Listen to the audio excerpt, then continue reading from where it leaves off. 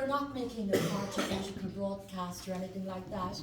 It's just that there is a scheme, and it's to plant native trees, and it is good for everybody, we think. So Ger is just going to speak a bit about that as someone who plants trees.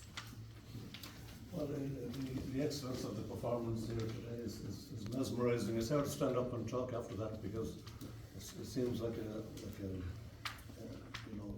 very hard to follow that performance. Thank you for such a beautiful thing.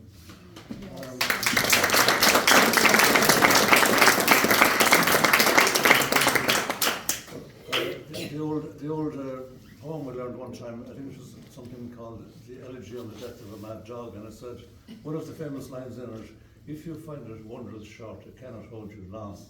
And I always kind of battled with those two lines, which is kind of a self-evident truth, I guess, so I won't be too long.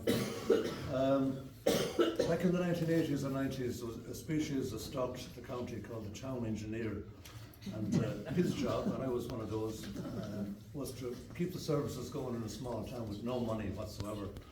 So anyway, faced with that challenge, because we were trained to build the Golden Gate, but all we ever did was lay a few pipes here and there.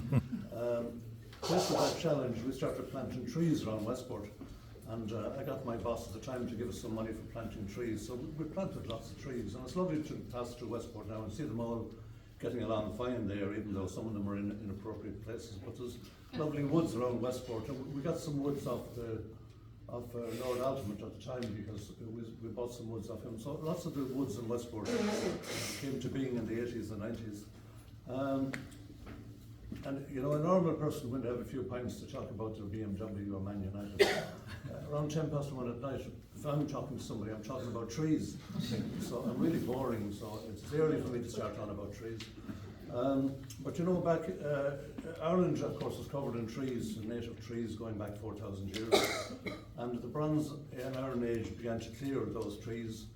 And then the plantations, when the British came here, they cleared lots of land as well to make farmland. And until recently, actually, going back in the 60s and 70s, the land was being cleared of trees. There were grants to kind of make kind of prairies out of the fields and bring all the fields into one, bury the walls, knock the trees, make big kind of grassland prairies all over the country.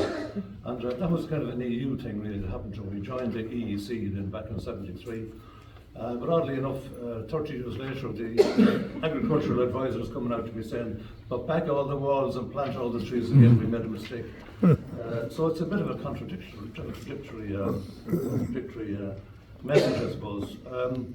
So at the beginning of the 20th century, around 1900, we'd only had 1% of the country covered in trees. And we've been kind of recovering from that. We're up to 11% now, but sadly a lot of that is just spruce and larch, or well, lodgepole pine, which is kind of inappropriate. But there's still only, sadly, about 2% of the country covered in native woodland. The average European percentage is 35%. Now, the government have a target to plant 22 million trees, which is, hopefully that will happen. I'm not sure how they'll get that over the line. In my own village, there was native oak woodland, but it was all chopped down and brought back to Liverpool to build the docks in Liverpool. So there's one or two oak trees still out there. And there's a new forestry scheme now, which is called the Native Tree Area Scheme. And it gives a serious financial incentive to plant trees. In fact, you'll get about €22,000 tax-free to plant 2.5 acres of land. And there's no way the sheep or the cattle or anything else will pay for anything like that. Now, it doesn't seriously got a cold commercial decision. If you have some land, and I have some land, it's a serious consideration to plant land. Now, farmers find it very difficult to plant land because the kind of conditioning, you have to put a big switch in your head to plant land as a farmer. But I'm trying to do that myself. I planted 12 acres of oak trees about 20 years ago, and they're fine big trees now. They're beautiful, and I bring my family down there. I have 4 lovely grandchildren, and we go in there for picnics in the woods, and it's a lovely feeling to be in there in your own native woodland, and I invite the neighbours and my friends, and any of you want to come along, you're welcome to come along. And we'll be all there. It's just in your own lifetime you can make your own wood, you know, and it's just something that you kind of leave there for infinitum, I suppose. And it's not as if it cost me anything. I got paid to do all this, you know. It's not a big deal. So this new 1 hectare scheme, 2.5 acres, it's a brilliant scheme, and farmers, you know, should really consider this. And I know it's been promoted by Chagas, but farmers are reluctant to get a change because that conditioning is very powerful. And it's a lovely kind of endowment to give to your children and grandchildren in perpetuity, to have a woodland in your own place. And of course, it creates a place of great amenity for everybody, but also it restores biodiversity, because, you know, the land is kind of barren now. There's only a couple of foxes and badgers on it. All the wildlife is dying, you know, and our species, when I was a kid, we had the corncrake.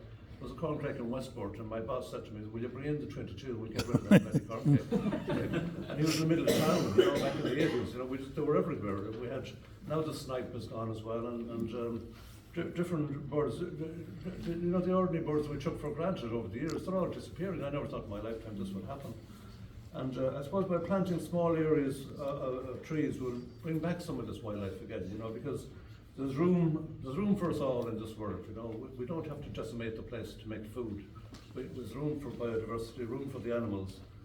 And I'd like to say that I'm sure St. Bridget will be looking down on us and hopefully giving us a blessing if we restore nature and restore biodiversity and bring back the balance again. So any of you who have a bit of land, be great, and you can talk to me about it afterwards, about this scheme. It's a really good scheme, an enlightenment kind of a scheme, and I think we owe it to St. Bridget, and we owe it to ourselves and our children and grandchildren to respect nature and bring back some of what we've lost over the last number of years.